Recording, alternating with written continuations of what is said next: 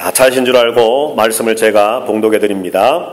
아내들아 이와 같이 자기 남편에게 순종하라. 이는 혹 말씀을 순종하지 않는 자라도 말로 말미암지 않고 그 아내의 행실로 말미암아 구원을 받게 하려 함이니 너희의 두려워하며 정결한 행실을 봄이라. 너희의 단장은 머리를 꾸미고 금을 차고 아름다운 옷을 입는 외모로 하지 말고 오직 마음에 숨은 사람을 온유하고 안정한 심령에 섞지 아니할 것으로 하라. 이는 하나님 앞에 값진 것이니라.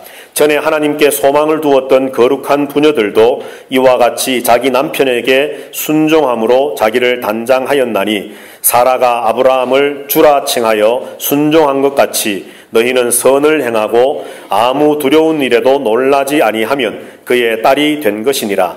남편들아 이와 같이 지식을 따라 너희 아내와 동거하고 그를 더 연약한 그릇이요 또 생명의 은혜를 함께 이어받을 자로 알아 귀히 여기라. 이는 너희 기도가 막히지 아니하게 하려 함이라. 아멘. 오늘 본문 말씀 중심으로 남편과 아내라고 하는 제목으로 함께 말씀의 은혜를 나누려고 합니다. 방금 우리가 읽었던 것처럼 오늘 본문의 내용은 5월달에 가정의 달에 한번 말씀을 나누면 좋을 내용인데, 그래서 5월달로 이 본문은 미룰까 생각하다가 그냥 우리가 지금 계속해서 베드로전서를 강의하고 있으니까, 말씀을 함께 나누고 있으니까 그냥 순서대로 하는 것이 좋겠다 싶어서 오늘 이 말씀을 함께 나눕니다. 그렇지만은 남편과 아내에게 주시는 말씀이지만은 국한된, 남편과 아내에게만 제한된 말씀이 아니라 이 시대를 살아가고 이 세상을 살아가는 모든 그리스도인 된 저와 여러분들에게 주시는 말씀입니다. 이제 그것을 우리가 한번 생각을 해 보고자 합니다. 자, 오늘 본문 말씀에 보면은 참 어찌된 영문인지 아내들에게는 1절부터 6절까지 길게 말씀을 하고 남편에게는 한 절만 말씀을 합니다. 하나님께서 아내들에게 더 하시고 싶은 말씀이 많은가 봐요. 예. 그런데 그렇게 남편들 이 말씀을 오용하시면 절대 안 됩니다. 봐라, 성경에도 아내들에게 말을 많이 하셔서 이렇게 하라 이렇게 하라 요구사항이 많지 않으냐, 아내들을 이렇게 온장 못하게 하는 어떤 도구로 이 말씀을 절대 사용하시지 마십시오. 자, 오늘 본문의 말씀에 보면 아내들에게는 자기 남편에게 순종하라 말씀을 합니다.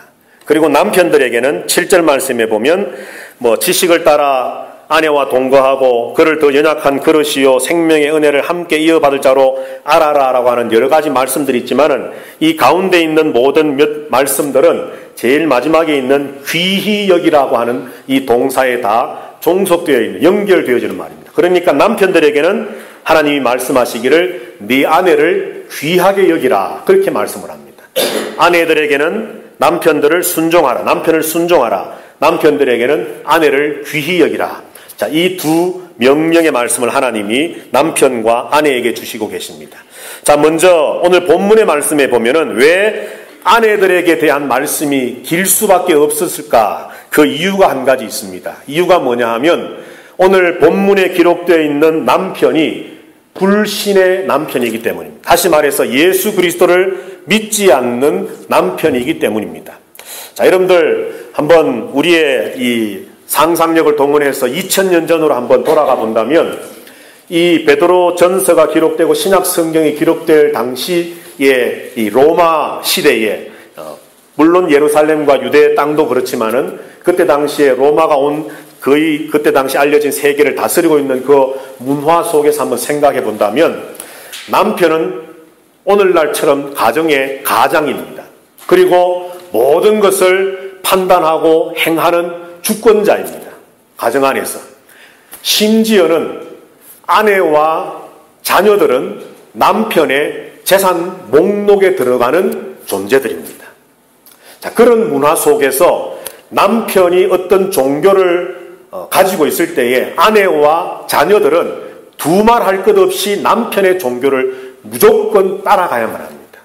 만약에 남편이 어떤 종교, 오늘날로 친다면 예를 들어서 불교의 신자인데 아내가 기독교 신자가 된다라고 하는 것은 가정적으로도 그렇고 사회적으로도 그렇고 절대 용납되어질 수 없는 그런 사회였습니다. 자, 그런 사회에서 아내가 그리스도를 믿는 그리스도인 되었을 때에 불신 남편을 대해서 어떻게 해야 될 것인가 하나님은 구구절절히 설명을 해주시면서 이렇게 순종해야 할 이유가 오늘 1절에서 뭐라고 말씀하느냐 하면 그 남편이 구원받게 하기 위함이라고 말씀을 합니다. 남편과 아내의 관계에서 비단 아내에게 무언가 하나님이 요구하실 것이 많아서 아내에게 6절 말씀을 하면서 남편에게 순종하라 말씀하신 것이 아니라 남편은 지금 믿지 않는 상태에 있기 때문에 예수 그리스도를 알지 못하는 상황 속에 있기 때문에 그 예수님을 믿지 않고 구원이 없는 남편을 구원의 자리로 옮겨가도록 하는 역할을 아내가 하도록 하기 위해서 여러 가지로 하나님은 설명을 하고 계시고 7절에서 남편들에게 딱 한 절만 말씀하시고 있는 이유는 방금 말씀드렸던 것처럼 남편들이 예수 그리스도를 믿는다면 큰 이변이 없는 한 아내와 자녀들도 그리스도를 믿는 기독교인이기 때문에 함께 그리스도의 가정을 이루고 있는 아내를 향한 남편의 어떤 신앙과 생활의 덕목에 대해서 요점 몇 가지를 하나님은 말씀하셨기 때문에 남편과 아내를 향한 말씀의 길이의 차이가 오늘 나고 있다는 것입니다. 자, 여하튼 간에 방금 말씀드렸던 것처럼 시대적인 상황이 그러했었습니다.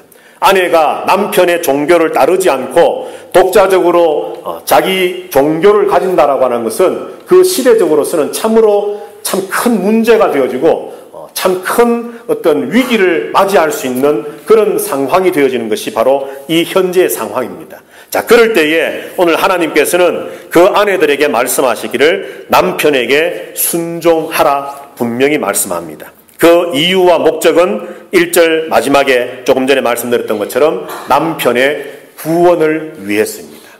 혹시라도 오늘 이 시간에 예배하는 우리 성도들 가운데 아직도 남편의 믿음이 확실치 못하고 또 예수 그리스도를 믿지 않고 또는 교회는 출입은 하지만은 믿음의 확신이 없는 남편이 있는 아내분들이 계신다면 오늘 이 말씀이 있는 것처럼 그 남편들에게 순종하시기를 주님의 이름으로 부탁드립니다.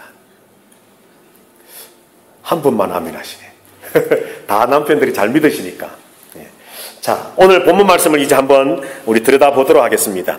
자, 오늘 본문 말씀에 보면은 1절 말씀에 하나님이 먼저 이렇게 말씀을 합니다. 혹 말씀을 순종하지 않는 자라도 말로 말미암지 않고 그 아내의 행실로 말미암아 구원을 받게 하려 합니다. 자, 여기 말씀을 순종하지 않는 자, 한마디로 말해서 불신자라는 겁니다. 여기서 말씀은 하나님의 말씀입니다. 하나님의 말씀을 순종하지 않고 예수를 믿지 않는 그 불신앙의 남편들에게 아내들은 순종해야 되는데 말로 하지 말라는 겁니다. 행실로 보여주라는 겁니다. 여기 두 번째 나오는 말이라고 하는 것은 하나님의 말씀이 아닙니다. 사람의 말입니다. 쉽게 확 와닿도록 바꾸어서 말하면 잔소리하지 말라는 겁니다. 왜 교회 안 다닙니까? 왜 예수 안 믿습니까? 그렇게 살아서 어떡합니까? 당신은 그러다 결국 지옥 갑니다. 등등의 이런 잔소리성 이야기들을 말들을 하지 말라는 겁니다. 차라리 그런 말보다 행실로 보여주라는 거죠. 행동으로 삶으로 보여주라는 겁니다. 자, 그러면 하나님이 요구하시는 불신 남편을 향한 믿는 아내들의 이 행동, 삶이 어떠해야 될 것인가? 2절 말씀에 보면 첫 번째로 두려워하며 정결한 행실을 보여라 그렇게 말합니다. 남편들이 아내의 두려워함과 정결한 행실을 보고 있다라고 말씀을 합니다. 우리가 2장에서부터 계속 말씀을 살펴보았던 것처럼 시민들이 왕과 주권자에게 두려워해야 되고 또 종들이 주인에게 두려워해야 된다는 말씀을 할 때에 그 두려움의 출발점은 하나님을 두려워하는 두려움에서부터 출발해야 된다고 그랬습니다. 아내들이 남편을 두려워하는 것도 그저 남편의 어떤 억압과 뭐 다른 어떤 것들 때문에 남편을 두려워하는 것이 아니라 하나님을 두려워함 같이 남편도 두려워하라고 말씀합니다. 그리고 정결한 행실로 남편을 대하라는 겁니다. 이 말씀은 정결한 행실은 문자적 그대로 하면 성적인 순결을 지키라는 겁니다. 성적인 순결을 지켜라. 자, 그래서 하나님께서 남편을 향한 아내들에게 요구하시는 첫 번째 이 행실의 모습이 뭐냐 하면 하나님을 두려워함 같이 남편을 두려워하고 성적인 순결함을 지키는 아내가 되라 말씀을 합니다. 두 번째로는 3절 4절 말씀에 보면 너희의 단장은 머리를 꾸미고 금을 차고 아름다운 옷을 입는 외모로 하지 말고 오직 마음에 숨은 사람을 온유하고 안정한 심령에 썩지 아니할 것으로 하라 말씀을 합니다.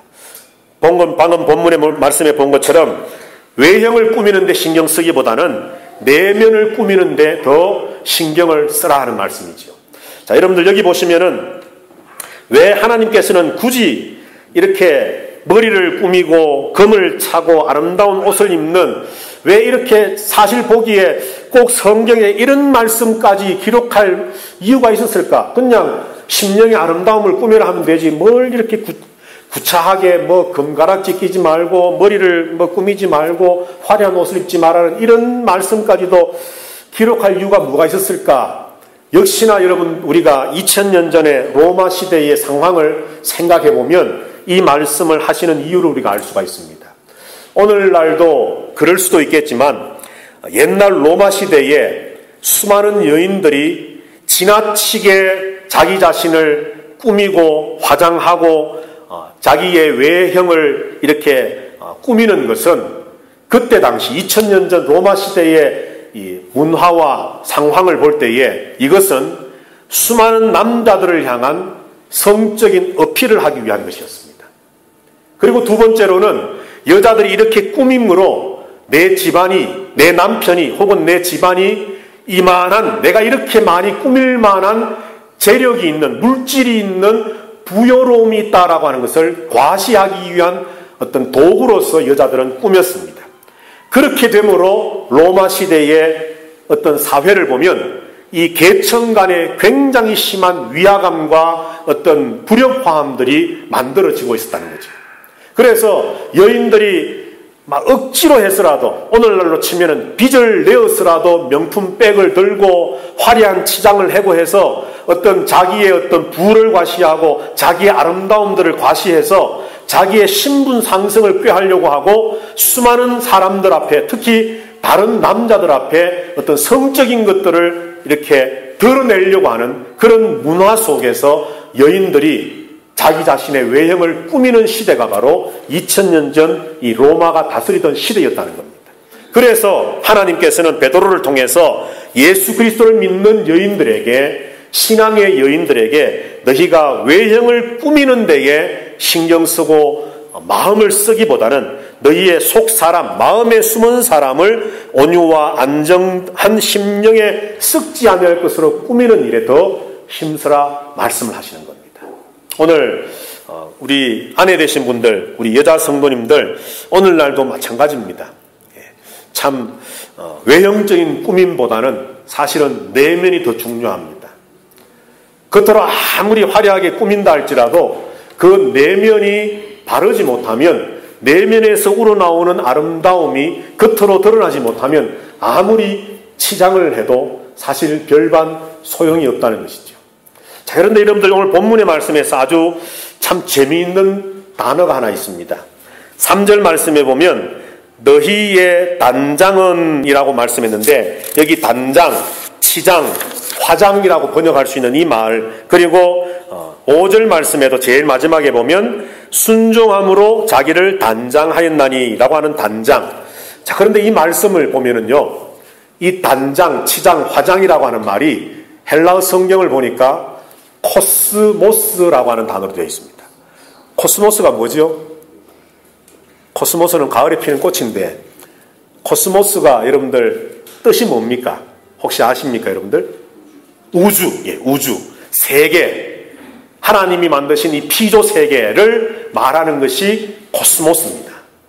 그런데 여러분들 영어에 보면은 이 화장품 가게에 딱 가면은 그 백화점 같은 데 보면은 딱 팻말이 붙어 있는데 뭐라고 붙어 있죠? 코스메틱, 화장. 여자들의 화장품 가게, 화장품 그 코너에 보면 코스메틱 되어 있습니다. 그러니까 이 코스메틱이라고 하는 단어가 코스모스라고 하는 헬라에서부터 라틴어로 변형되면서 영어까지로 이렇게 변형이 되어졌는데, 왜 하나님께서는 이 외모를 치장하는, 꼭 외모뿐만 아니라 오늘 여기 보면은 너희의 단장은, 너희가 꾸며야 할 것은, 너희의 코스모스는 외형이 아니라 내면이다 말씀을 하시고, 5절에서는 거룩한 부녀들이 남편에게 순종함으로 자기를 단장한 것 같이 너희도 단장하라 말씀을 주실 때에 이 코스모스, 세계, 우주, 하나님의 피조 세계라고 하는 단어를 왜 쓰셨을까라고 하는 것입니다. 여기에 초점이 있다는 것이죠. 왜 그러셨을까요? 자, 여러분들, 하나님께서는 하나님이 세상을 만드시고 하나님의 이 피조 세계, 이 우주, 온 우주 만물을 보시기에 좋았다라고 말씀을 했습니다. 하나님께서 사람들인 우리들이 우리 자신을 가꿀 때에 그 가꾸는, 우리가 우리 자신을 가꾸는 것을 마치 하나님께서 세상을 창조하시고 만드시고 가꾸심과 같은 단어를 사용하시면서 우리가 우리 자신을 가꾸는 것이 바로 하나님의 그 창조의 사역의 모방이요 또한 축소판이라는 것을 말씀하기를 원하시는 겁니다. 자, 그렇기 때문에 하나님은 우리가 우리 자신을 꾸밀 때에 어떤 외형적인 것을 꾸밈으로 보시기에 좋은 것이 아니라 우리의 내면, 속 사람, 우리의 영적인 코스모스를, 영적인 세계를 하나님이 보시기에 아름답게 단장해가고 치장해가고 화장해가기를 하나님은 요구하고 계신다는 것이죠.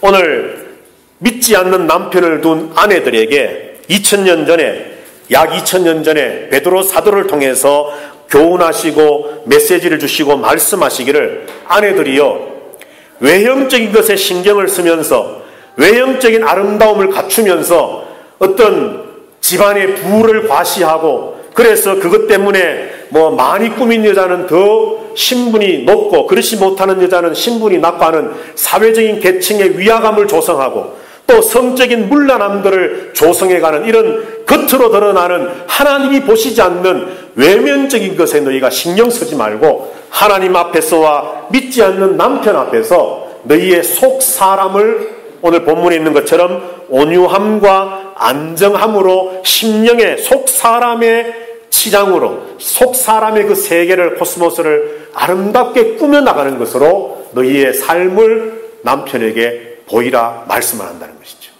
자, 그 다음 세 번째가 5절 6절에 있는 말씀처럼 이제는 과거의 여인들에 대한 것들을 예를 들면서 말씀합니다. 전에 하나님께 소망을 두었던 거룩한 부녀들도 이와 같이 자기 남편에게 순종함으로 자기를 단장하였나니 사라가 아브라함을 주라 칭하여 순종한 것 같이 너희도 선을 행하고 아무 두려운 일에도 놀라지 아니하면 그의 딸이 된 것이니라. 과거에 거룩한 부녀들이, 수많은 믿음의 여인들이 남편에게 순종했던 것처럼 또 한 예로 사라가 아브라함을 주님이라고 부르면서 순종했던 것처럼 너희들도 그렇게 삶으로 보여주며 살아라는 겁니다. 그렇게 살다가도 불신 남편 앞에서 두려운 일이 생길 수 있고 놀라운 일이 생길 수 있고 남편으로부터의 핍박과 어떤 여러 가지 부당한 일들이 생길 수 있지만 놀라지 말라는 겁니다. 끝까지 하나님을 두려워함같이 경외함같이 남편을 존중해주고 경외하고 그 남편 앞에 성적인 순결함을 지켜가면서 그러한 핍박이 있다 할지라도 내면의 아름다움을 지켜나가면서 끝까지 믿는 여인으로서의 모습을 보여라라고 오늘 하나님은 말씀을 해줍니다. 왜 그랬습니까? 남편의 구원을 위해서입니다. 남편 비위를 맞추어 살면서 그냥 편안하게 살기 위해서가 아니라 이런 나의 어떤 참음과 인내와 여러 가지 어떤 신앙의 모습을 통해서 이 불신 남편이 주께로 돌아와 구원받게 하기 위한 분명한 영적인 신앙적인 목표와 마음을 가지고서 두렵고 떨리는 일이 있다 할지라도 참으며 인내하며 남편을 대하라 말씀합니다. 오늘 예배하는 우리 모든 아내 되신 분들, 우리 여성분들 바로 남편을 향해서 이런 모습의 아내들이 되시기를 주님의 이름으로 부탁합니다.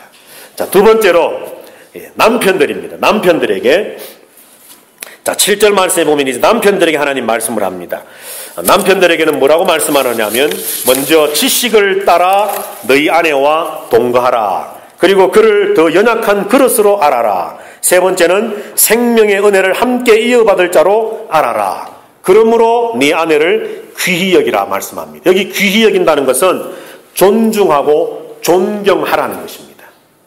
자, 그런데 여러분들 여기 보면은 지식을 따라 어떤 여자를 알아가라. 학문적으로 여자란 도대체 어떤 존재냐라고 하는 지식을 쌓아가는 것이 아니라 지식을 따라 이 말은 자기 아내를 깊이 생각하고 고려하고 심사숙고해 주라는 겁니다. 도대체 내 아내의 형편과 처지가 어떻고 지금의 상황이 어떻고 이런 것들을 심도 있게 깊이 생각하라는 겁니다. 그러면서 첫 번째로 주시는 것이 너희 아내와 동거하라. 아니 지금 아내와 살고 있는데 뭘 또 동거하라고 말씀하느냐. 오늘 이 말씀은 아내에게 주셨던 말씀과 똑같습니다. 네 아내를 향해서 남편들도 성적 순결을 지켜나가라는 겁니다. 그 시대에 만연했던 일부 다처제와 같은 그런 인간의 어떤 문화와 어떤 풍습에 따르지 말고 한 아내를 향해서 한 남편으로서의 본분을 다 하라는 것입니다. 그 다음 두 번째로 그를 더 연약한 그릇으로 알아라 말씀을 합니다. 그 다음 마지막 세 번째로는 생명의 은혜를 함께 이어받을 자로 알아라. 이 말은 한마디로 말하면 하늘의 기업을 함께 상속받을 믿음의 동력자, 이 동반자로 알아라는 것이죠. 여러분 이 시대에 이 말씀이 기록되어서 성도들에게 읽힐 이 시대에 이 말씀은 정말 엄청난 센세이션을 일으키는 말씀입니다. 조금 전에 말씀드렸던 것처럼 아내들은 남편의 종속물로 여겨졌습니다. 재산의 일부로 여겨졌습니다. 그런데 그 아내가 나와 똑같이 하나님 나라의 상속자로 여겨지고 또한 그렇게 인정되어지면서 하나님 앞에 동일한 믿음의 동력자요 동반자로 여겨진다라고 하는 것은 그 시대에 그 누구도 생각하지 못했던 생각이었다는 거죠. 하나님께서는 남편들에게 그 아내를 이렇게 생각하라는 겁니다. 한 재산의 목록 중에 하나도 아니고 어떤 종들 중에 한 사람 것처럼 어떤 내가 거느려야 하고 내가 다스려야 되고 내가 내 마음대로 주장해야 할 어떤 존재가 아니라 나와 똑같이 구원받아 하나님 나라를 상속받을 믿음의 동력자로 그를 알아라고 말씀합니다. 그러면서 내 아내를 귀히 여기라, 존중히 여기라고 말씀을 합니다. 남편 되시는 우리 성도 여러분들, 참 오늘날 이 시대가 정말 얼마나 문란하고 타락하고 황폐해가는 시대입니까? 얼마나 유혹이 많습니까? 자, 그러한 시대일수록 우리들은 오늘 하나님의 말씀 앞에서 아내와 동거해야만 합니다. 그리고 두 번째로 아내를 연약한 그릇으로 알고 또 믿음에 함께 된 상속자로 인정해주고 존경해주고 또한 공경할 줄 아는 모습들이 남편된 우리들에게 있어야 된다는 거죠. 이런 남편들이 되시기를 또 주님의 이름으로 부탁을 드립니다. 자, 그런데 오늘 이렇게 남편들에게 아내를 향해서 동거하고 연약한 그릇으로 알고 생명의 은혜를 함께 이어받을 자로 알고 귀히 여기라, 존중하라, 공경하라고 말씀하신 이유가 뭐냐 하면 제일 마지막 기록되어 있습니다. 그 이유가 이는 너희 기도가 막히지 아니하게 하려 함이라 말씀합니다. 아내들에게 순종하라 말씀하셨던 이유는 남편의 구원을 위해였습니다. 남편들에게 아내를 존중하고 존경하고 공경하라고 말씀하신 이유는 기도가 막히지 않기 위함입니다. 자, 그러니까 오늘 사실은 남편들에게 주시고 아내들에게 주신 말씀이지만 오늘 이 말씀의 핵심은요, 그저 부부관계가 사이좋은 금실 좋은 부부를 만들기 위한 말씀이 아니라는 겁니다. 물론 1차적으로 문자적으로 그러하지만 사실 오늘 이 본문의 말씀을 통해서 하나님이 우리에게 주시고자 하는 것은 이런 부부관계 속에서도 하나님이 원하시는 것은 그저 남편과 부부가 알뜰살뜰 잘 살아가는 모습만을 위해서가 아니라 결국 하나님이 요구하시고 기대하시고 계신 것은 남편의 구원, 기도의 소통, 다시 말해서 하나님과의 관계가 바르게 되어지는 것을 하나님은 바라보시면서 아내들에게 순종을 요구하시고 남편들에게 아내를 귀히 여길 것을 요구하고 계신다는 겁니다. 자, 여러분들, 그러면 오늘 이 말씀에서 이제 우리가 남편과 아내와의 관계에 제한된 말씀이 아니라 오늘 이 시대를 살아가는 모든 성도들에게 적용되어지는 말씀을 한번 받아들여 볼 때에 오늘 이 말씀 우리는 어떻게 우리에게 적용하고 해석할 수가 있겠습니까? 그것은 다름 아니라 대인관계가 대신관계, 하나님과의 관계를 좌우한다는 말씀으로 연결할 수 있습니다. 자, 잘 들으십시오. 사람과의 관계가 하나님과의 관계에 영향을 준다고 말씀합니다. 혹시 여러분들 이 말씀에 이의를 제기하실 분 없습니까? 아니, 하나님과의 관계는 나와 1대1의 관계고 인격적인 관계인데 내가 하나님께 열심히 기도하고 열심히 예배하고 열심히 하나님을 신앙하고 말씀 읽고 말씀대로 살고 나 하나 신앙 잘 세우면 되는 것이지 무슨 다른 사람과의 관계 때문에 하나님과의 관계에도 영향을 미친다? 비성경적인 내용 아닙니까? 라고 혹시 말씀하실 분이 계시지 않습니까, 여러분? 혹시라도 그런 생각을 가지고 계신다면 말씀을 잘 들으십시오. 오늘 본문의 말씀도 그러하지만 신약 성경, 아니 구약 성경까지 성경 전체가 우리에게 오늘 이 사실을 말씀해 줍니다. 대인 관계의 원활함은 대신 관계에서도 원활함으로 이어지고 대인 관계에서의 감격스러움들은 대신 관계, 하나님과의 관계에서도 감동으로 우리에게 주어지고 대인 관계에서의 원활한 소통과 나눔과 사귐과 교제는 하나님과의 사귐과 나눔과 교제의 바른 방향으로 연결되어집니다. 성경에 많은 것들이 있을 수 있지만은 몇 가지만 한번 생각을 해보십시오. 특히 예수님의 말씀에서 한번 우리가 생각을 해보면 좋겠습니다. 예수님 이런 말씀을 하신 적이 있습니다. 너희가 하나님 앞에 예배하러 나왔다가 너희 형제와 불화한 일이 생각나거든 어떻게 하라 그랬습니까? 불화하든지 말든지 그거는 너희끼리 해결할 문제고 예배하러 나왔으면 하나님만 바라보고 예배 잘 드리고 돌아가라 말씀하셨습니까? 아닙니다. 예배하다가 그런 것이 생각나거든 예배를 도중에 중단하고서라도 그 사람에게 찾아가서 화해를 요청하고 인간관계를 다시 회복한 다음에 하나님께 나와 예배하라 말씀하십니다. 이것은 무엇을 가르치시는 겁니까? 하나님과의 관계가 사람과의 관계와 연결되어 있다 말씀하는 겁니다. 하나님 앞에서 내가 아무리 바르고 내가 말씀 속에 있고 기도 속에 있고 예배 속에 있고 어떤 성령 안에 있다라고 아무리 내가 주장하고 있다 할지라도 내가 보기에 사람들이 보기에 사람과의 관계가 바르지 못하면 그 모든 하나님과의 관계도 하나님은 외면하신다는 겁니다. 예배 자리에 일어나 사람에게 찾아가 화해하고 돌아오라는 말씀은 그런 상황 속에 예배하는 것을 하나님은 거절하시겠다는 겁니다. 또 한 가지 말씀이 있습니다. 한 율법사가 예수님에게 찾아왔습니다. 예수님을 시험하려고 묻습니다. 계명들 중에 제일 큰 계명이 무엇입니까? 예수님 말씀합니다. 마음과 목숨과 생명과 힘을 다해 네 하나님을 사랑하라. 그리고 이와 같이 내 이웃을 사랑하라 말씀합니다. 이 두 계명은 하나라 말씀하셨습니다. 하나님만 사랑하면 다 된 것이다 절대 그렇게 말씀하시지 않고 하나님을 사랑하는 것처럼 이웃을 사랑하고 이웃을 사랑하는 것처럼 하나님을 사랑하라 말씀하면서 이 두 계명이 가장 큰 하나의 계명이라고 우리에게 말씀해 줍니다.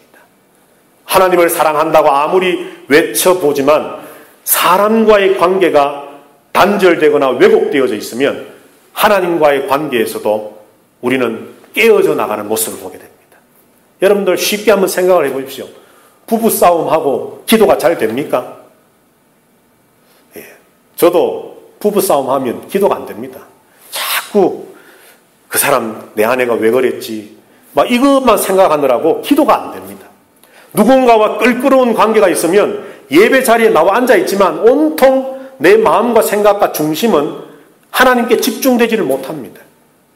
하나님은 그것을 너무나도 잘 아시기 때문에 아내들에게 순종하라고 한 것은 그저 남편의 비위를 맞추면서 살기 위해서 그 시대적인 상황 속에서 말씀하신 것이 아니라 남편의 구원이라고 하는 더 큰 목적과 하나님의 그 기대하심을 바라보면서 아내들에게 순종하라는 거예요. 인간관계가 남편과 아내가 잘 되어질 때 결국은 그 남편도 구원의 은혜에 들어갈 수 있는 하나님의 영적인 은혜와 축복이 이루어질 것이기 때문에 그것을 말씀하는 겁니다.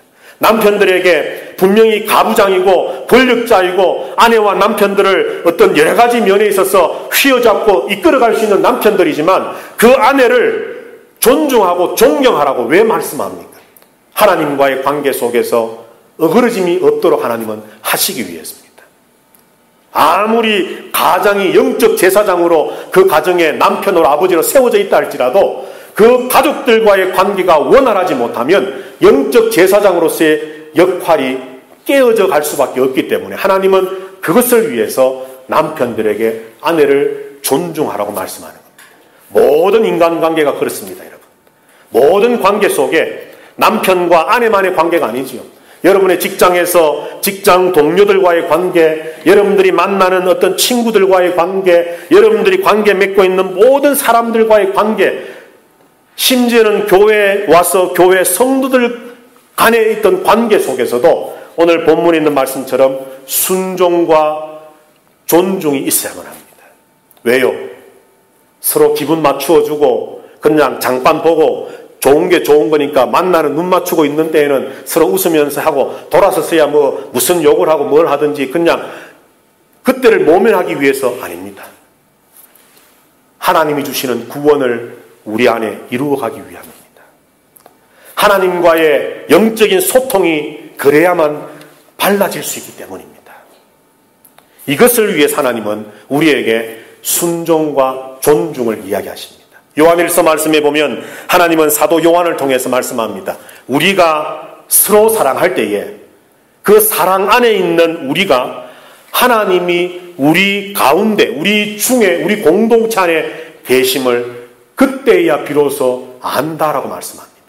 서로 사랑할 때, 오늘 본문에 있는 말씀처럼 순종하고 존중하고 서로를 귀히 여기고 서로를 높여주고 정말 인간들과의 관계가 원활하게 소통되어질 때에 그때의 그 모임이 부부의 1:1 관계 속에서도 그렇고 자녀와 부모님과의 가정에서의 관계 속에서도 그렇고 교회 안에서의 관계 속에서도 그렇고 참으로 그 사랑과 순종과 존중의 관계들이 형성되어질 때에 비로소 하나님이 그 공동체 안에 계심을 공동체 회원 한 사람 한 사람이 느껴갈 수 있다는 겁니다. 그 관계가 깨어져 버리면 하나님의 임재와 임마누엘의 하나님의 역사를 우리는 잃어져 가게 된다라고 성경은 분명히 말씀해 주고 있습니다. 우리가 2장 말씀을 함께 나눌 때에 보았던 것처럼 오늘 이 순종이라고 하는 말, 저번에 말씀을 함께 나누었었지요. 순종이라고 하는 말은 밑에 선다는 겁니다. 누군가의 밑에 선다는 겁니다. 그것은 또 다름 아닌 이해한다는 것이었습니다. 밑에 선다, understand, 이해한다는 것이었습니다. 그러니까 순종한다는 것은 어떤 인간과의 관계들 속에서, 누구와의 관계들 속에서든지 그 사람 밑에 서서 생각해보고 다시 한번 생각해보고 또 생각해보는 것이 순종입니다. 달리 말하는 굴종이나 어떤 억압에 의한 참 이를 갈면서 그저 뜻없이 무릎 꿇는 그런 굴종이 아니라 여기 말하는 순종은 그 사람 밑에서 그 사람 입장에서 한번 생각해 봐주는 겁니다. 그리고 귀히 여긴다, 존중한다, 공경한다는 것, 여러분들 전에 뭐라고 말씀했습니까? 바로 그 사람 입장에서 한번 다시 생각해 주는 겁니다. 누군가를 공경한다, 존경한다, 리스펙트, 다시 봐준다 라고 우리가 2장을 말씀을 공부할 때에 함께 나누었지 않습니까? 그 사람의 상황과 형편과 입장과 모든 것들을 다시 한번 생각해 봐주는 겁니다. 그럴 수 있나가 아니라 그럴 수도 있을 거야 라고 하는 그런 입장에서 한번 그 사람의 상황과 형편과 처지를 다시 한번 생각해 주는 것이 존중이고 공경입니다. 자, 그러므로 아내와 남편에게만 순종해라, 이해해라, 다시 한번 생각해 봐라, 또 공경해라, 존중해라 요구하시는 것이 아니라 우리가 이 땅에 살아가는 모든 관계들 속에서 우리가 2장에서 말씀을 나눌 때에 시민으로서 권력자들에게, 종으로서 주인에게 요구하셨던 것처럼 남편과 아내의 관계 속에서도 하나님이 만들어 놓으신 질서 안에 우리가 거하면서 모든 관계가 이런 순종과 존중의 관계가 되어서 그 인간의 관계가 화목의 관계로 연결되어질 때 결국은 구원과 영적인 하나님과의 소통의 결과를 낳는 역사가 우리에게 있을 것을 하나님은 말씀하는 겁니다. 자, 그렇기 때문에 아내들에게 순종하라 했기 때문에 오늘 이 말씀을 조금 전에 서두에 말씀드렸던 것처럼 남편들이 이 말씀을 무기 삼아 왜 내게 순종하지 않느냐 단편적으로 이것만을 주장하라고 하시기 위해 주신 말씀이 아닙니다.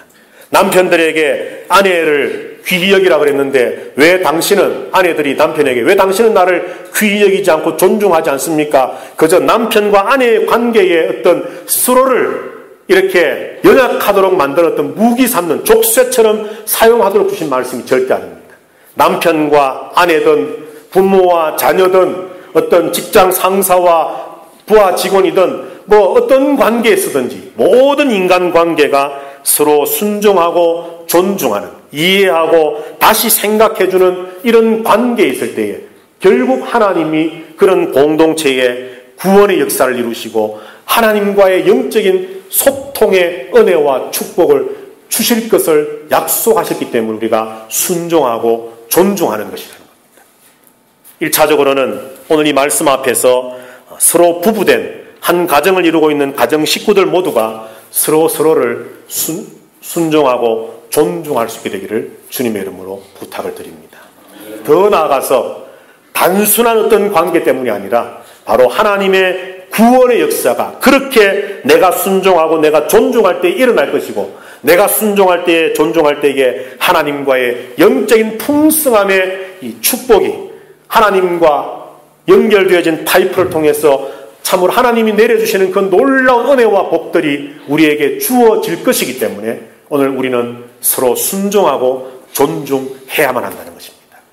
지금까지 그러하지 못했다면 우리는 우리 자신을 회개하면 좋겠습니다.